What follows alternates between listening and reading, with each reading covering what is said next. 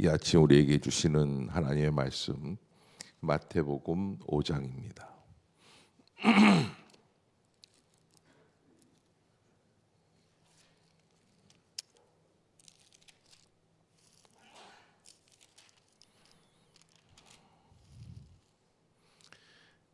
우리 한 절씩 교독하도록 합시다. 예수께서 무리를 보시고 산에 올라가 앉으시니 제자들이 나아온지라. 심령이 가난한 자는 복이 있나니 천국이 그들의 것이며, 온유한 자는 복이 있나니 그들이 땅을 기업으로 받을 것이며, 긍휼히 여기는 자는 복이 있나니 그들이 긍휼히 여김을 받을 것이며, 화평하게 하는 자는 복이 있나니 그들이 하나님의 아들이라 일컬음을 받을 것이며,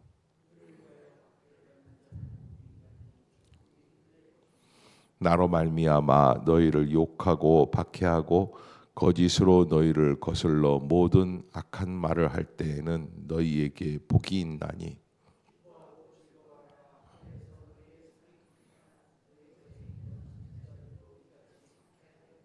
너희는 세상의 소금이니 소금이 만일 그 맛을 잃으면 무엇으로 짜게 하리요? 후에는 아무 쓸데없어 다만 밖에 버려져 사람에게 밟힐 뿐이니라.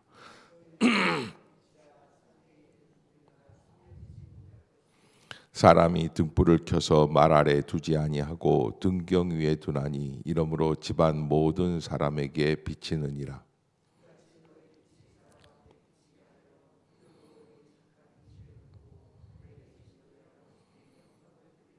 내가 율법이나 선지자를 폐하러 온 줄로 생각하지 말라. 폐하러 온 것이 아니요 완전하게 하려 함이라.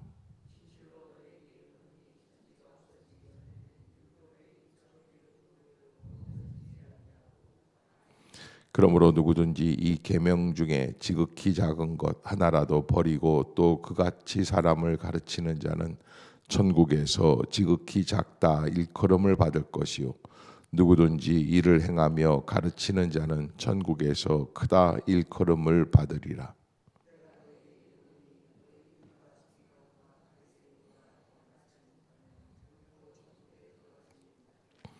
옛사람에게 말한 바 살인하지 말라. 누구든지 살인하면 심판을 받게 되리라 하였다는 것을 너희가 들었으나,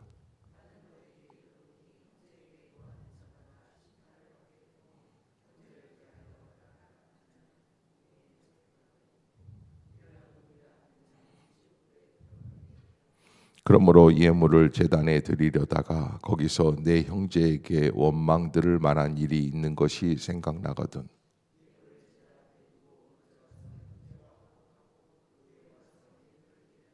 너를 고발하는 자와 함께 길에 있을 때에 급히 사화하라. 그 고발하는 자가 너를 재판관에게 내어주고 재판관이 옥리에게 내어주어 옥에 가둘까 염려하라.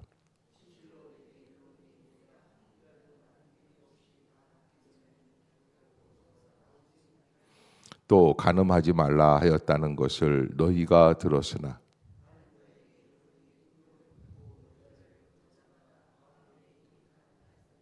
만일 내 오른 눈이 너로 실족하게 하거든 빼어내버리라. 내 백체 중 하나가 없어지고 온 몸이 지옥에 던져지지 않는 것이 유익하며,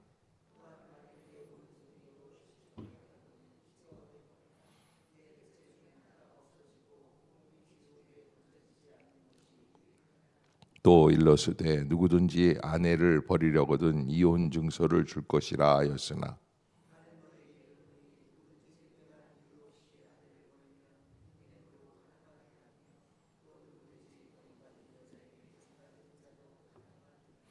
또 옛사람에게 말한 바 헛맹세를 하지 말고 내 맹세한 것을 주께 지키라 하였다는 것을 너희가 들었으나,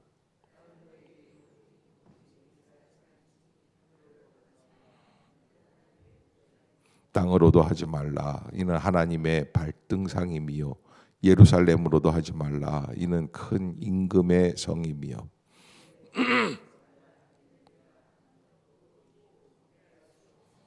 오직 너희 말은 옳다 옳다 아니라 아니라 하라.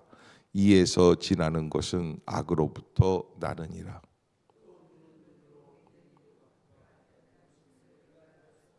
나는 너희에게 이르노니 악한 자를 대적하지 말라. 누구든지 내 오른편 뺨을 치거든 왼편도 돌려대며,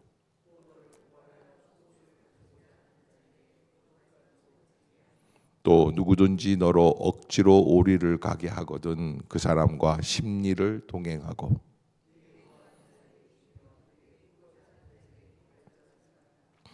또 내 이웃을 사랑하고 내 원수를 미워하라 하였다는 것을 너희가 들었으나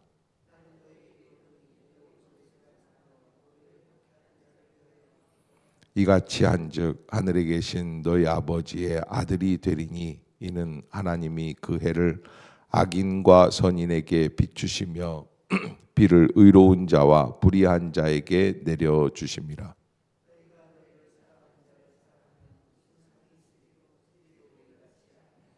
또 너희가 너희 형제에게만 무난하면 남보다 더하는 것이 무엇이냐? 이방인들도 이같이 아니하느냐? 그러므로 하늘에 계신 너희 아버지의 온전하심과 같이 너희도 온전하라. 아멘. 할렐루야. 이 아침 죄전을 찾으신 여러분들에게 하나님의 은혜와 평강이 함께 하시기를 축복합니다. 마태복음 5장부터 7장까지는 우리가 잘 알고 있는 산상수훈의 말씀이죠.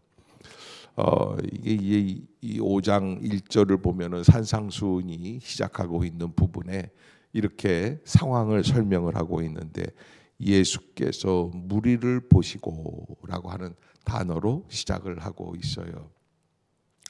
예수께서 무리를 보신다라고 하는 이 블레포라고 하는 것은 이 헬라어로 블레포라고 하는데, 이 하나님이 보신다라는 의미를 담고 있는데, 하나님이 보신다 할 때 이 보시는 것의 의미 속에는 무엇이 담겨 있냐면 왜 보시느냐라는 거예요.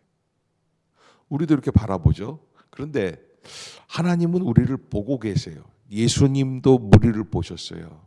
이 오클로스라고 하는 무리를 보셨는데 그 무리들을 보셨어요. 갈릴리에서. 근데 왜 보셨을까요? 그들이 헐벗고 굶주려 있음을 바라보고 그들을 채우시기 위해 바라보시는 거예요. 근데 우리는 왜 보는 거예요? 옆에 사람 한번 봐보세요. 그리고 한번 얘기하세요. 왜 째려봐? 응? 그렇죠. 우리는요, 저 사람이 나한테 어떤 뭘 공격을 할까? 왜 저럴까? 얼굴 낯을 가리고 한번 살펴보는 거죠. 그런데 그런 게 아니라 예수님은 우리를 불쌍히 여기시는 마음으로 보신다. 그러면 보시면 어떻게 돼요? 보시면 해결이 돼요. 그래서 우리가 기도할 때 주여 우리를 보시옵소서. 내 상황을 좀 보시옵소서. 그 블레포라고 하는 건 굉장한 축복이에요. 그래서 하나님이 나를 보시고 우리 아이의 자녀의 형편을 보시고 우리 가정의 형편을 보시고 보시면 된다라는 것이죠. 그래서 예수님이 무리를 보신 그 결과가 뭐냐? 산에 올라가 앉으셨다. 사실 갈릴리 지역에 산은 큰 산은 없습니다. 우리나라 같이 뭐 지리산, 태백산, 금강산, 뭐 이런 이 설악산 이런 산들이 없어요. 산이 없고 그저 이렇게 높은 구릉지대 정도 되는 그런 것인데, 굳이 여기 이제 산에 올라가 앉으셨다라고 하는 것은 유대인들이 갖고 있는 자기들만의 갖고 있는 그런 철저한 뭐라 그럴까요? 이런 게 있죠. 모세가 어디에서 십계명을 받습니까? 산에서 십계명을 받습니다. 시내 산에서 십계명을 받아요. 엘리야가 어디에서 하나님의 불을 받습니까? 갈멜산에서 하나님의 성령의 불을 받습니다. 예수님이 변화산에 올라가서 하나님의 형상을 입게 되는 거죠. 산이라고 하는 신령한 그런 구별된 모습이 있는 그곳에서 예수님이 이 5장부터 7장까지 이 산상수훈의 말씀을 해주셨다. 이게 유대인들에게 해주시는 말씀이기 때문에 마태복음 공동체는 유대 중심의 사회라고 얘기를 했죠. 여러분 반대로 누가복음 한번 볼까요? 우리가 이제 시간이 없지만 누가복음 6장인가요? 산상수훈이 시작이 되고 있는 똑같은 부분인데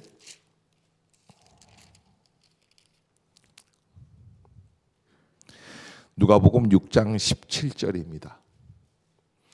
그러니까 여러분 산상수훈을 말씀을 하는데 누가는 또 이렇게 표현해요. 누가는 이제 헬라 공동체적인 그런 성향이 있거든요. 그래서 이렇게 얘기를 합니다. 누가복음 6장 17절 시작. 예수께서 그들과 함께 내려오사 여러분 전혀 반대죠. 완전히 마태하고는 관점이 달라요.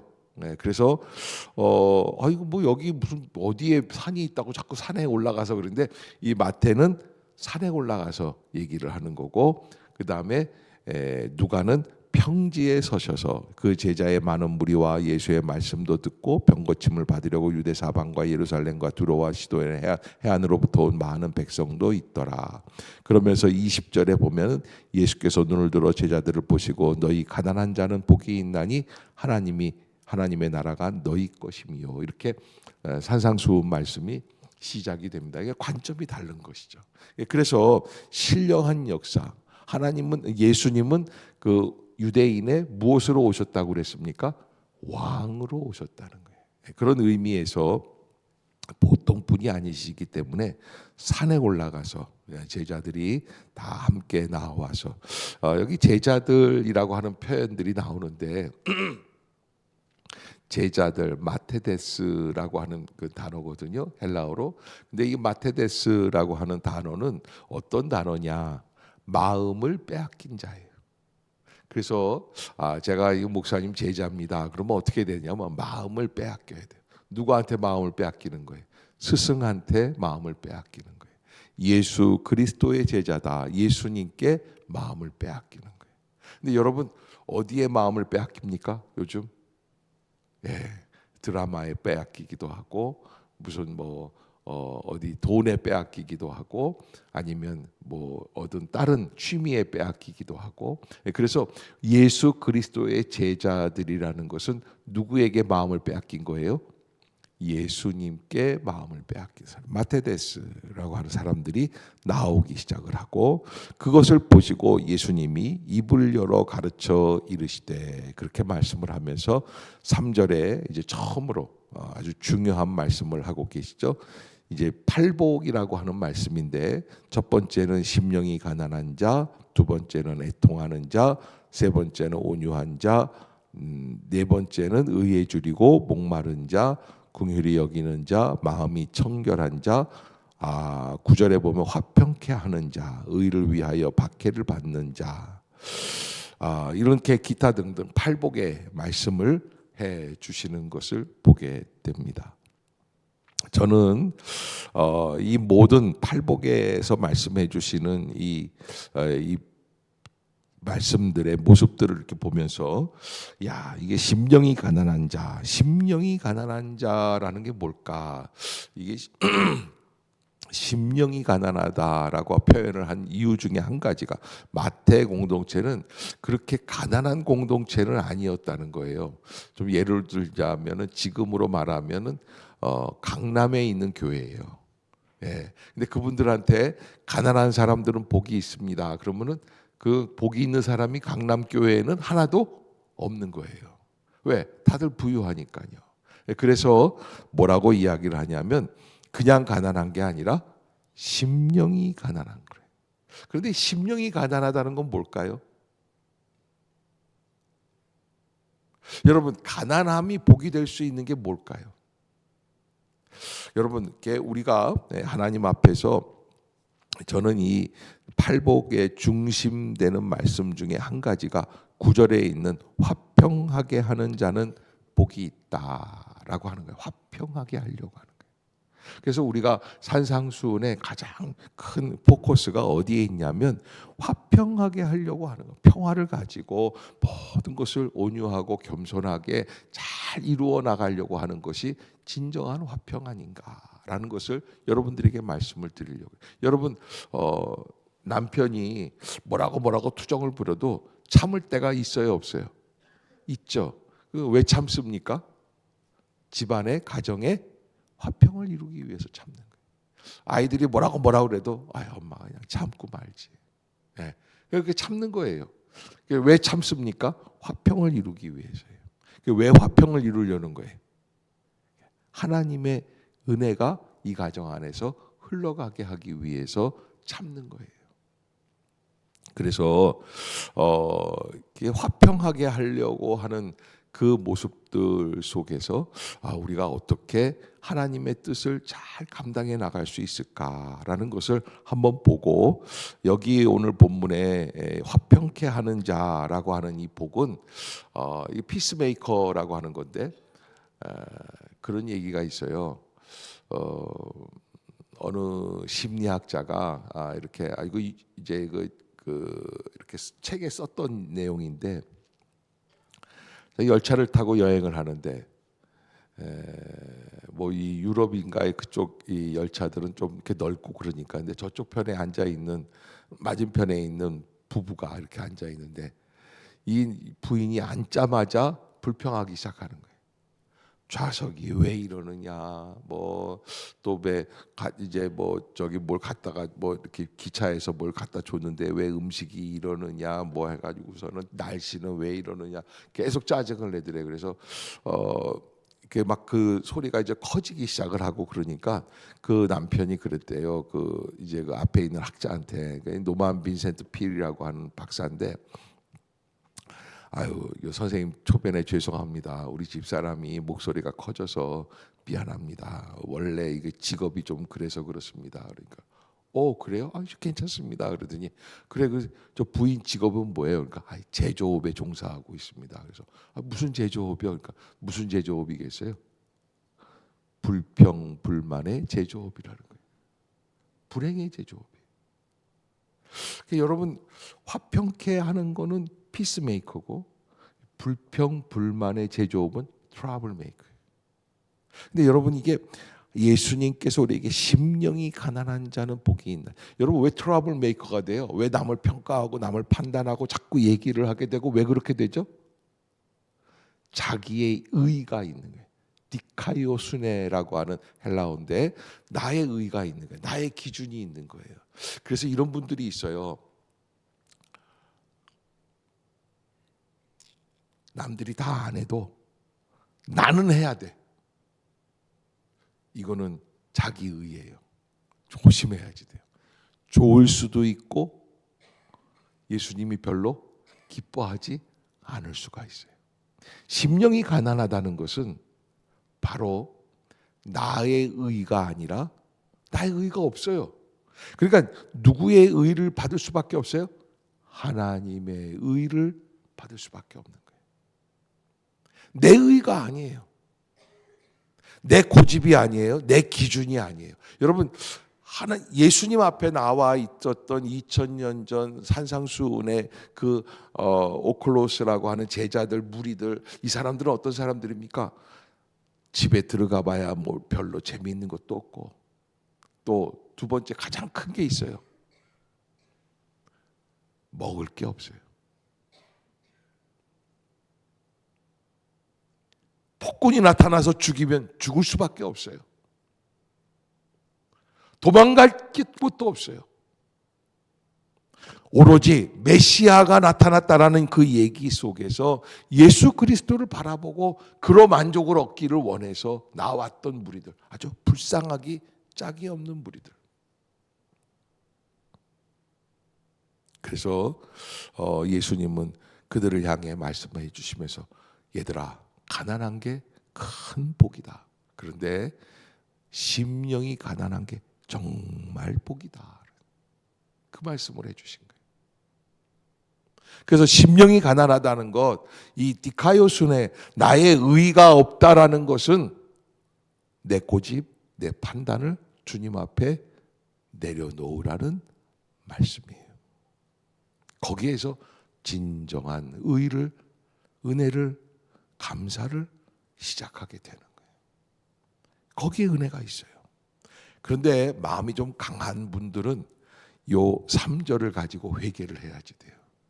예, 나는 좀 뭔가 한번 하면은 끝장을 보는 사람, 끝장 좋아하지 마세요. 예, 끝나는 거예요. 하나님께 맡기세요. 그래서 내 뜻대로 뭘 해야 속이 시원한 분들은 하나님께 맡기는 훈련을 해보셔야지 돼요. 예수님이 십자가에서 맨 마지막에 끝장을 보셨습니까? 안 보셨습니까? 자기의 끝장을 보여드리는 거예요. 나는 죽었습니다. 그게 끝장이에요. 그때 하나님께서 예수 그리스도를 부활의 산 증인으로 세워주시는 역사가 일어나죠. 그래서 내가 뭔가 한번 칼을 휘둘러야 속이 시원하다. 그럴 때는 이거는 좀 문제가 돼요. 그래서 심령이 가난한 사람이다라고 하는 것은 바로 거기에서부터 우리에게 경고의 말씀을 주고 계십니다. 애통하는 자, 온유한 자, 의에 줄이고 목마른 자, 긍휼히 여기는 자, 마음이 청결한 자, 화평케 하는 자, 의를 위하여 박해를 받는 자, 나로 말미암아 너희를 욕하고 박해하고 거짓으로 너희를 거슬러 모든 악한 말을 할 때 너희에게 복이 있나니 기뻐하고 즐거워하라. 너희의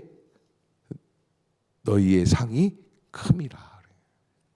그 은혜를 우리가 잊지 말고 이미 하나님 나라에 속한 사람의 삶의 모습을 유지하고 그리고 살아가라. 그 다음에 이제 소금과 빛에 관해서 말씀을 해주시고, 율법의 완성은 바로 뭐라고 그러셨습니까? 율법을 폐하러 오신 분이 아니고 율법을 어떻게 했어요? 완성하게 하기 위해서 오셨다. 왜? 예수님께서 자꾸 율법을 배제하는, 안식일에도 병을 고치고 안식일에도 일을 하는 것처럼 제자들이 이 밀 이삭을 부벼가지고 먹고 이렇게 하니까, 그런 것에 대해서 예수님은 나는 율법을 폐하러 온 게 아니라 완전하게 한 것이다. 그런데 이 5장 17절부터 시작되는 이 말씀들 중에는 우리가 감히 따라갈 수 없는 말씀들이 있어요. 예를 들면 29절을 한번 봅시다. 시작. 만일 내 오른 눈이 너로 실족하게 하거든 빼어내버리라. 내 백체 중 하나가 없어지고. 자, 여러분, 예쁜 여자들이 가면 야, 저런 여자들이랑 데이트 한번 했으면 좋겠다. 왜 그런 마음을 가져요? 눈으로 봤으니까. 백화점 갔는데 모피 코트가 있어요. 여자들이 이렇게 보고 저걸 한번 샀으면 좋겠다. 욕심이 생겨. 왜 그런 욕심이 생겨요? 눈으로 봤으니까. 그러면 여기서 예수님이 그런 눈을 어떻게 하라고 그런 거예요? 그런데 참 재미있는 표현이에요. 오른 눈으로 실족하면 오른 눈은 있고 또 왼쪽 눈이 있어요. 굉장히 여러분 재미있는 표현인데 여러분들은 별로 뭐야 그러는 표현이에요. 네? 여러분 눈이 오른쪽이 따로 범죄하고 왼쪽이 따로 범죄하고 그럽니까? 아니죠. 그런데 예수님이 오른쪽 눈이 너로 실족하게 하거든 빼버리라 그랬어요. 그래서 30절에도 또 보면은 만일 내 오른손이 너로 실족하게 하거든. 훨씬 이건 이해하기가 쉽죠. 왜? 오른손이 중요합니까? 왼손이 중요합니까? 사실은 오른손이죠. 그러나 아무리 중요한 것도 어떻게 하는 거예요? 찍어버리라는 거예요. 그만큼 마음의 결단을 가지고 자기 속에 있는 그 잘못된 모습들과 싸워서 나갈 수 있는 마음이 있어야지 돼요. 그런데 이건 감히 실천하기가 어려워요. 사실 만약에 이 말씀대로 다 적용을 한다면 여기 있는 분들 다 눈 한 짝, 팔 한 짝씩 다 없애야지 돼요. 타짜도 아니고 우리가 왜 그래야지 됩니까? 그런데 뭐 많은 학자들은 이렇게 말씀을 주신 이유는 예수님께서 우리의 연약함을 깨닫게 하시기 위해서 주신 거 아닌가. 그래서 이 말씀들은 우리가 감히 그대로 행할 수가 없는 말씀들이다. 뭐 이런 얘기들도 하는데 요약하면 그렇습니다.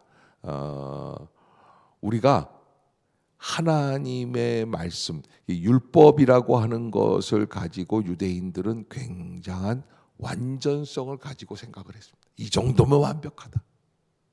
그런데 이 정도면 완벽하다라고 얘기할 때 몇 번 원수를 용서해 주냐면 3번 용서해 주는 거예요. 최고로 많이 하는 게 7번이에요. 근데 예수님은 뭐라고 그러셨어요?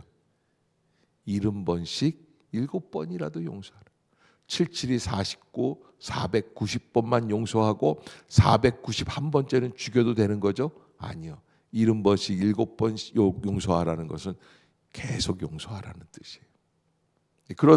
그러기에 우리에게 이 조금 더 율법이 완전한 것보다는 율법보다 더한 은혜가 있다는 것을 알려주시기 위한 말씀이다라는 거예요. 그래서 예수님은 율법을 폐하러 온 게 아니라 완전하게 하기 위해서 왔다 이렇게 말씀을 하면서 21절에 뭐라고 표현하면 옛사람에게 말한 바 살인하지 말라. 누구든지 살인하면 심판을 받게 되리라 하였다는 것을 너희가 들었지만 22절 어떤 게 살인이냐 시작 너희에게 이르노니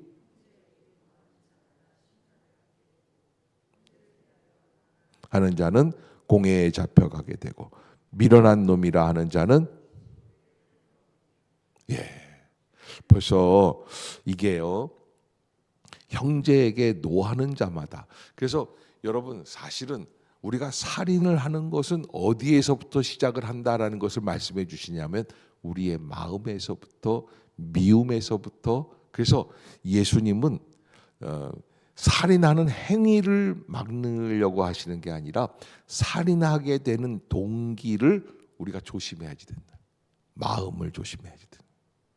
형제에게 노하고 욕을 하고 그런 것부터 시작이 이미 살인이 시작이 되는 거니까 마음을 조심해서.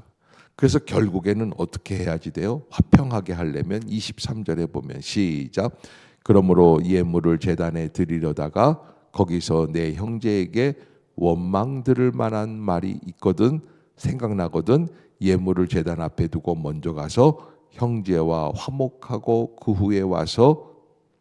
그래서 이 말씀이 뭐냐면 진정한 화평은 무엇인가? 제사를 드리는 게 우선인가? 먼저 화해하는 게 우선인가? 그런데 여러분 잘 알아야 될 게 화해가 우선이다가 아니에요. 화해하고 예배드리면 좋아요, 나빠요? 그처럼 좋은 게 어디 있어요? 그 얘기를 하시는 거예요. 근데 이걸 가지고 화해가 우선이야. 목사님, 우리 예배드리지 말아요. 우리 좀 화해해야 돼. 내가 지금 김 집사랑 해결할 게 있어. 이게 아니에요. 예? 오늘 2부 예배 못 드려요. 오늘 3부 예배 하지 마세요, 목사님. 화해부터 해야지.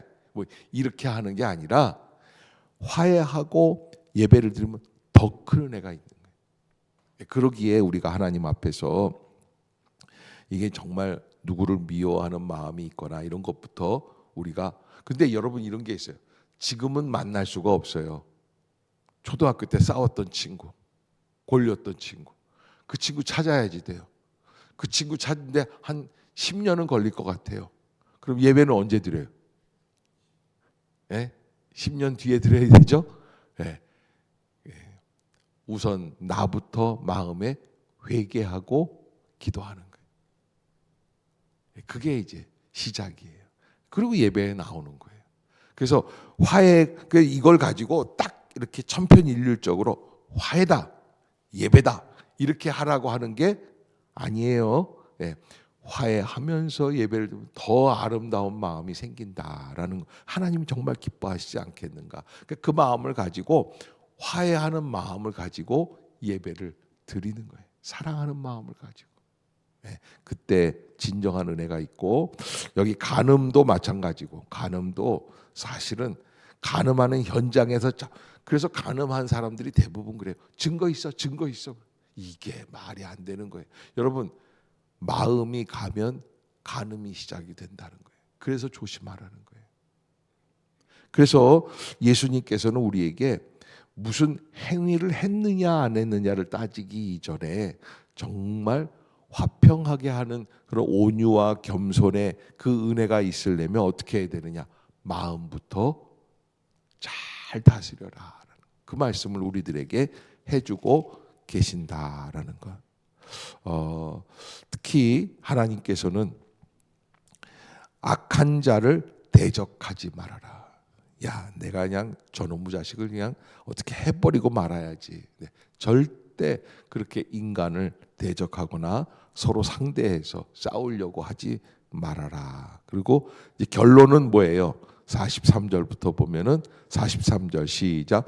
또 내 이웃을 사랑하고 내 원수를 미워하라 하였다는 것을 너희가 들었으나 나는 너희에게 이르노니 너희 원수를 너희 박해하는 자를 기도하라. 그래서 원수 사랑의 말씀으로 결론을 짓습니다. 예, 마태복음 5장 하나 갖고 제가 1년 동안 설교해도 할 수 있을 거예요. 왜? 48절이니까 한 주일에 한 절씩만 해도 48주 할 수 있어요. 예, 그만큼 깊은 말씀이에요.